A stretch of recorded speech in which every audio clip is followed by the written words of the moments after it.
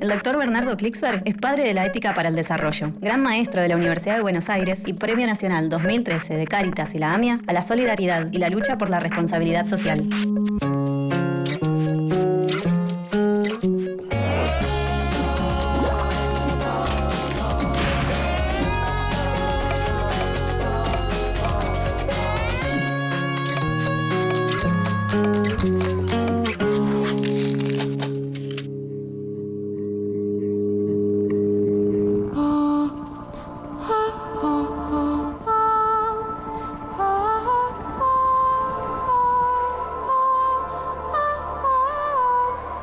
El diario La República de Italia, es un diario de amplia circulación, abrió una nueva sección.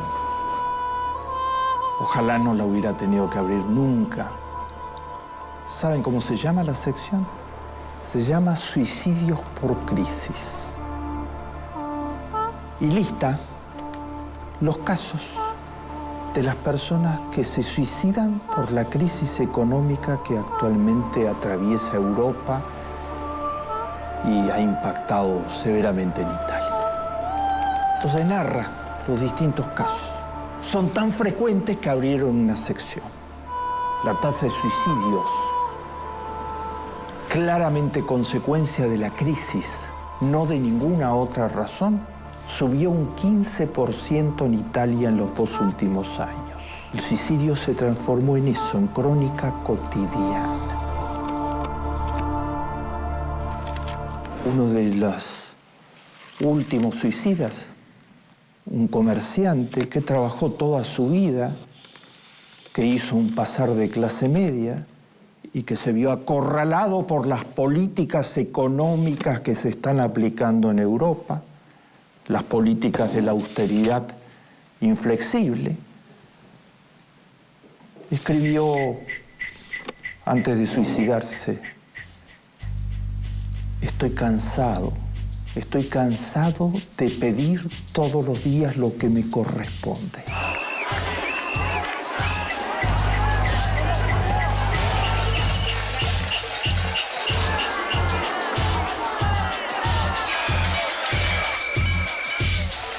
Pedía simplemente que el Estado le mantenga la posibilidad de acceder a un crédito, que lo dejen seguir trabajando, que no recorten las jubilaciones, que no recorten todas las fuentes de ingreso que normalmente protegían a amplísimos sectores de la población.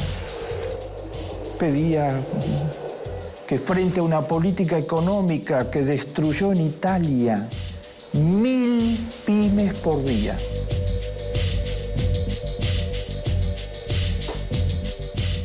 la aplicación de la política de austeridad salvaje en Italia, desde que Italia aceptó las reglas de juego de lo que se llama la Troika, el Fondo Monetario Internacional, la Unión Europea, el Banco Europeo, y para recibir préstamos se sujetó a las imposiciones de política económica, generaron la destrucción de 1000 pymes por día.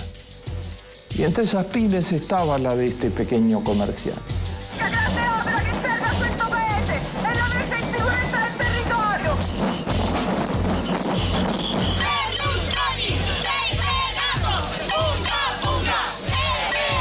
Bajaron totalmente el nivel de vida de la población. Al mismo tiempo se redujo la cobertura del Estado para atender las necesidades en salud, en educación.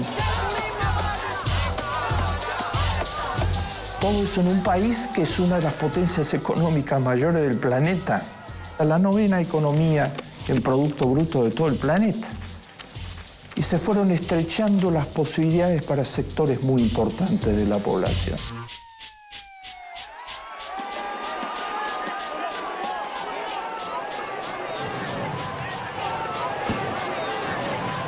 En Grecia, la tasa de suicidio, según el último estudio que se termina de realizar, subió un 23%, no un 15%, un 23%.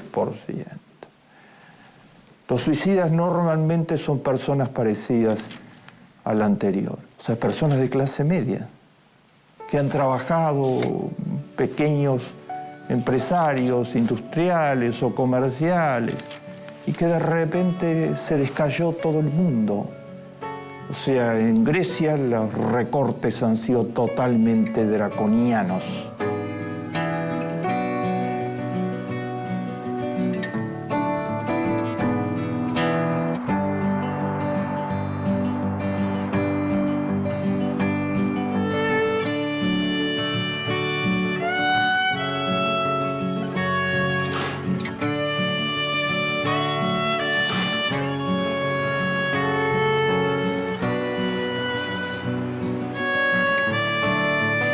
Esas políticas destruyeron fuentes de trabajo en enorme proporción al mismo tiempo que se cerraban las protecciones sociales principales del Estado.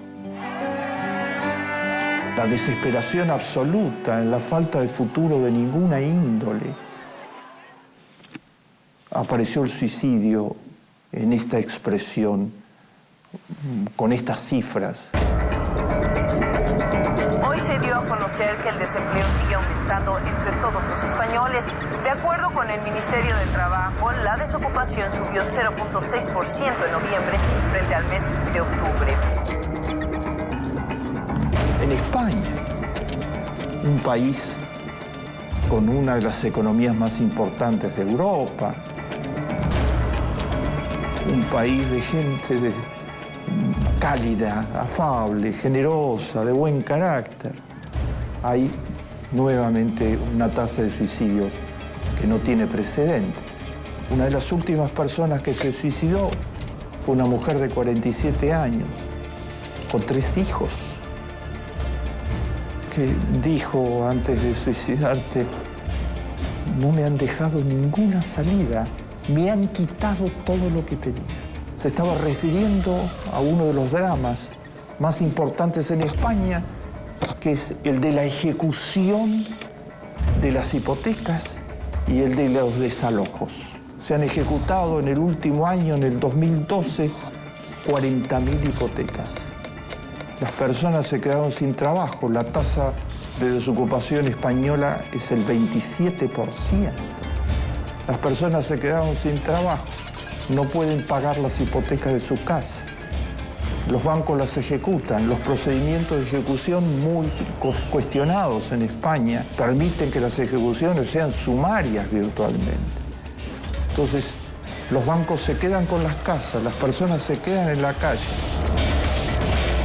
Y además se da la paradoja, muy señalada en España por muchísimas organizaciones, ¿no?, ONGs y organizaciones de toda índole, que muchos de los que les sacan la casa igual tienen que seguir pagando al banco, porque el valor de la casa se redujo por la crisis económica. La hipoteca que contrajeron cuando compraron la casa es ahora un importe mayor al valor que tiene la casa. En otras legislaciones, normalmente aquel que se le ejecuta una casa se terminó. No, se quedan en la calle y tienen que seguir pagando.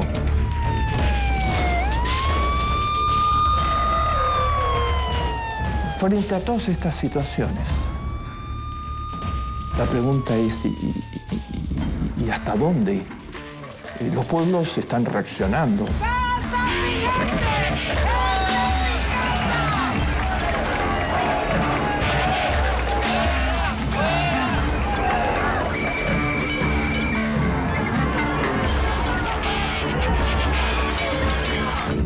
El Tribunal Constitucional en Grecia declaró inconstitucional la reducción brutal de los ingresos de los jubilados que la Troika le impuso a Grecia y que su gobierno estaba ejecutando. Lo declaró inconstitucional.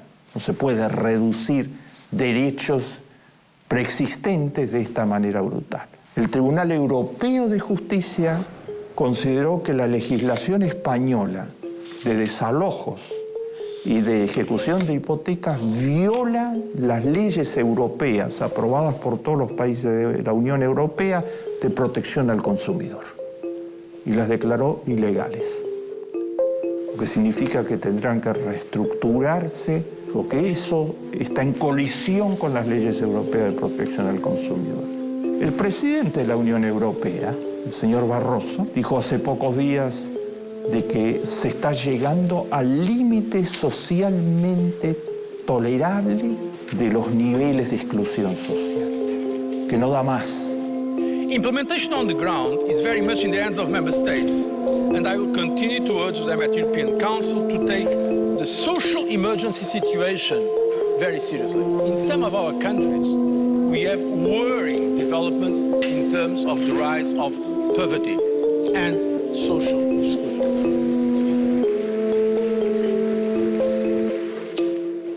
¿Esto es producto de qué? ¿Europa tuvo alguna guerra últimamente? ¿Explotó una planta nuclear en Europa? ¿Hubo un terremoto gigantesco que destruyó las economías europeas? Producto de las políticas económicas que se están aplicando. Del modelo de la austeridad salvaje, que es el mismo que aplicó Menem en la Argentina en los años 90. Ahora, en esta versión europea. Y peor todavía. Algunos de las instituciones que patrocinan el modelo han producido estudios que algunos de los miembros prominentes de esas instituciones han autocriticado o que eran errados.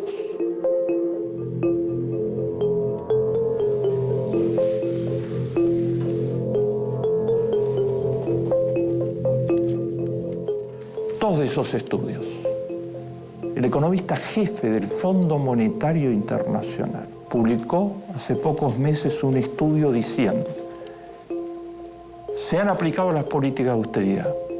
Se suponía que esas políticas servían para bajar el endeudamiento, la deuda de los países, que eso iba a traer inversiones y que iba a haber un costo de reducción del Producto Bruto de 0,5%. Por cada 0,5% de contracción del presupuesto, de impactos sobre la economía a través de los recortes brutales, iba a caer el Producto Bruto un 0,5%. Analizó los datos, un grupo muy amplio de países europeos, dijo: nos equivocamos. El Producto Bruto no cayó un 0,5%, cayó 3 veces más. Un error técnico. Es un error que tiene consecuencias humanas gravísimas, porque proyectaron de que la caída iba a ser 0,5. La caída es 1,5. En el medio está que las tasas de desocupación fueron muchísimo mayores a las proyectadas, que la destrucción de pymes fue muchísimo mayor, que la destrucción del consumo, que el achicamiento de toda la economía y finalmente los suicidios, ¿no? Que es el producto final de políticas absolutamente enfermas.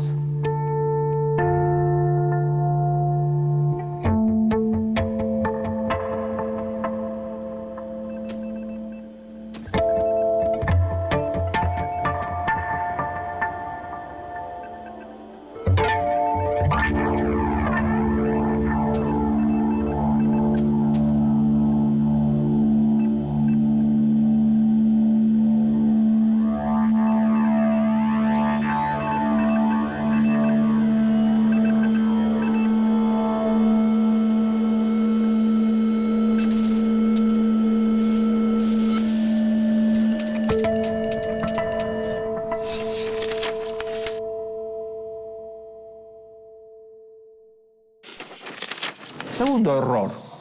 Dos economistas muy notables, uno de ellos fue el asesor jefe del Fondo Monetario Internacional, prominentes en la comunidad económica ortodoxa, produjeron un trabajo que era la base de referencia de las políticas de austeridad.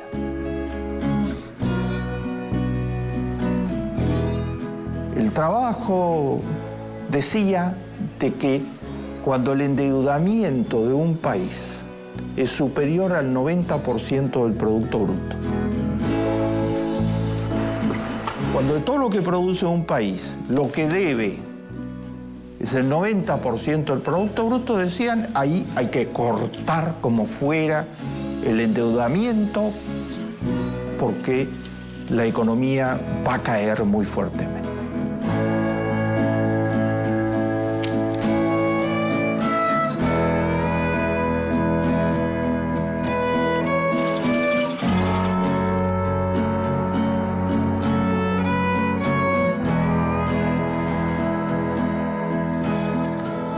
El trabajo fijó ese límite, 90%, era la guía de los organismos financieros internacionales que imponen estas políticas. Un joven estudiante en Estados Unidos que estaba haciendo su tesis de doctorado tomó los datos del trabajo y los replicó. Dijo, quiero verificar si las proyecciones estadísticas en las que se basa el trabajo eran correctas. Y encontró que había errores en el Excel, o sea, en el modelo de computación utilizado. Y después encontró que había errores mucho más graves todavía en las presunciones, en las hipótesis. Compartió sus hallazgos con 2 profesores jóvenes. Y entre los 3 publicaron un trabajo destruyendo totalmente al trabajo de los prominentes economistas, que era la regla de oro de los organismos financieros internacionales. Fue sin apelación. Toda la comunidad económica estuvo de acuerdo con que el trabajo era totalmente débil, endeble, y los cálculos siquiera estaban bien hechos.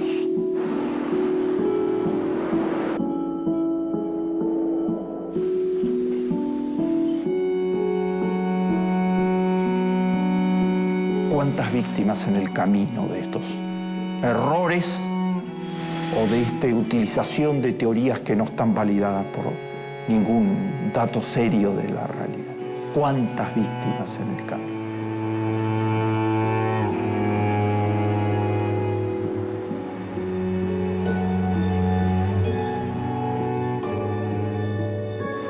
En los años 90, la Argentina también, la presunción era de que privatizando todo, entregando todo a través de concesiones y de todas formas de privatización, la economía iba a eliminar la corrupción y iba a ser un reino de la eficiencia.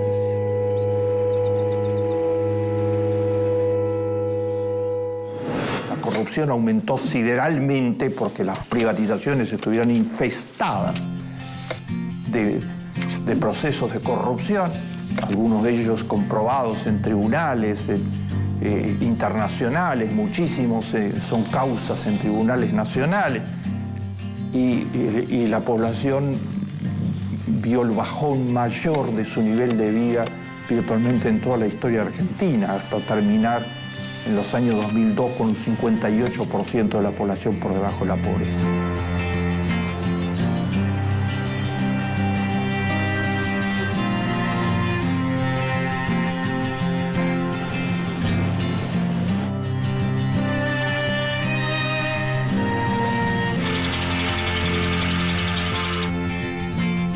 Errores en políticas económicas se pagan carísimo.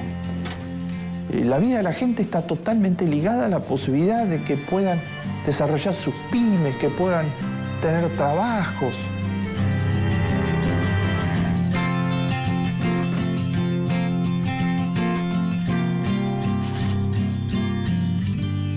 Se siguen recortando jubilaciones.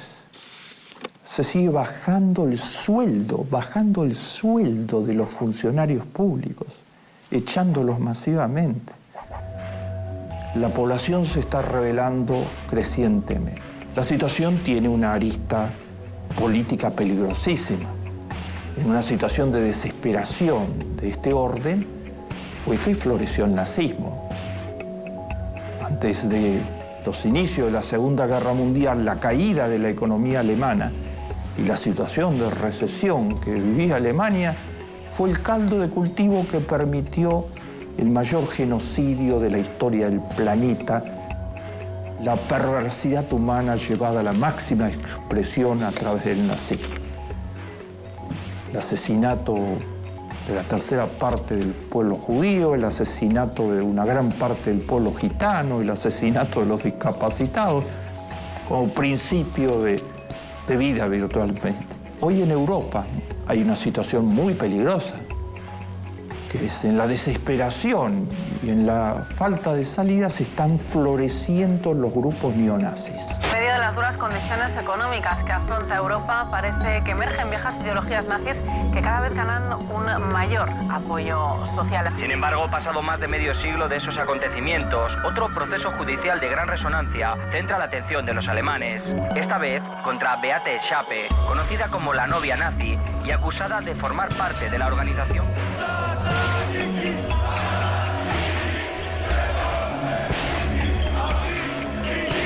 El partido neonazi en Grecia tiene actualmente, es la tercera fuerza política, tiene más de 20 diputados en el Parlamento. El Jobbik, el partido neonazi en Hungría, forma parte del gobierno. El gobierno húngaro, muy conservador, de extrema derecha, ha negociado con los neonazis que formen parte del gobierno. Persiguen en primer lugar a los gitanos. El chivo emisario preferido. Está todo el estereotipo alocado que no tiene ninguna base en la realidad. Todos los gitanos son ladrones, los gitanos roban chicos, los gitanos hacen brujerías. Los gitanos son débiles, no tienen un país propio, no tienen quien los defienda y eso los coloca en esta situación de ser chivo emisario. O sea, echarle toda la culpa al gitano, o al inmigrante, o al judío. Alemania vive una serie de agresiones por parte de grupos radicales y ahora nadie parece recordarlas. El Jobbik produjo una propuesta única hace poco tiempo atrás, que se haga un listado de todos los judíos que están en cargo público, igual que lo que había hecho Hitler cuando comenzó a operar. Las políticas neoliberales producen neonazis, al mismo tiempo que producen suicidios. ¿Y por qué se siguen aplicando? A pesar de todo lo que está sucediendo y de la ola de descontento, se siguen aplicando porque el 1% más rico del género humano les son funcionales para seguir expandiendo su riqueza. La especulación financiera, los intereses concentrados que solo persiguen su propio enriquecimiento, están detrás de esas políticas. Que los países paguen, que los pueblos paguen, aunque sea con sufrimientos inconcebibles y aunque sea tensando toda la situación, con tal de que paguen a los acreedores con tasas usurarias incluidas, las tasas de interés han subido fuera de toda proporción. Esta situación es totalmente diferente de la que hoy tiene América Latina.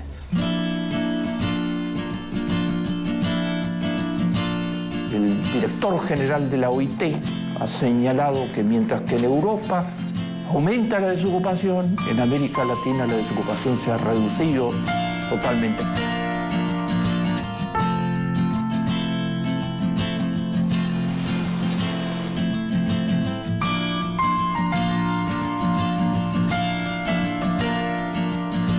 Que mientras en Europa bajan los salarios reales y las jubilaciones, en América Latina han subido un 15% entre el año 2001 y el año 2011.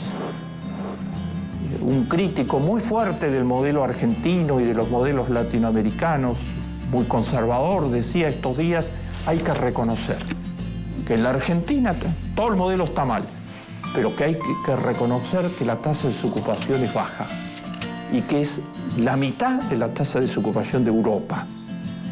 Hay que reconocer que la tasa de desocupación es baja. El objetivo final de la economía es producir empleo. Es el dato más importante de todos. Lo que falla en las políticas neoliberales es que generan desempleo. Ese es el dato más importante de todos. En última instancia, no se trata de errores.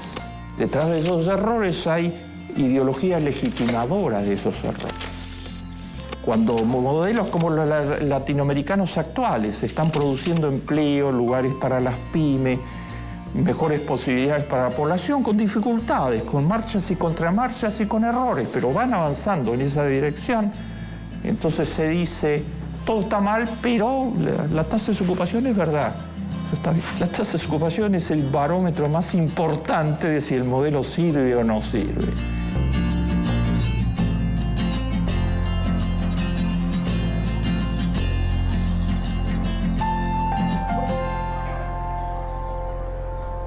En Europa, la desesperanza. En América Latina, hoy, muchísimas esperanzas. Los procesos no son mágicos. En Europa los pueblos se están rebelando. En América Latina, los pueblos están apoyando que se continúe en la dirección de economías que generen empleos para todos. Más vale encender una vela que maldecir a la oscuridad.